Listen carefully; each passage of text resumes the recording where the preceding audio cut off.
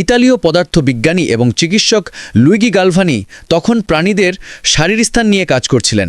তিনি একটি বেতের রিংয়ে ব্যাঙের পা ঝুলিয়ে রেখেছিলেন। 1780-র দশকে একদিন তার একজন সহকারী দুর্ঘটনাবশত একটি ধাতব স্ক্যালপেল দিয়ে ব্যাঙের স্নায়ু স্পর্শ করেন যখন কাছে একটি স্ট্যাটিক ইলেকট্রিসিটি জেনারেটর চালু ছিল।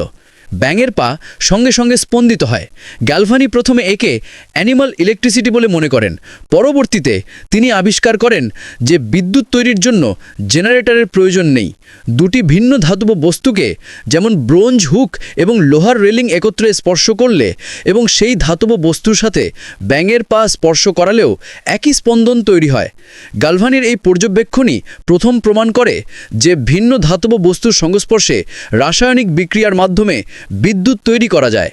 এটি পরবর্তীতে আলেসান্দ্রো ভোল্টা দ্বারা প্রথম ব্যবহারিক ব্যাটারি বা ভোল্টাইক পাইল আবিষ্কারের ভিত্তি স্থাপন করে।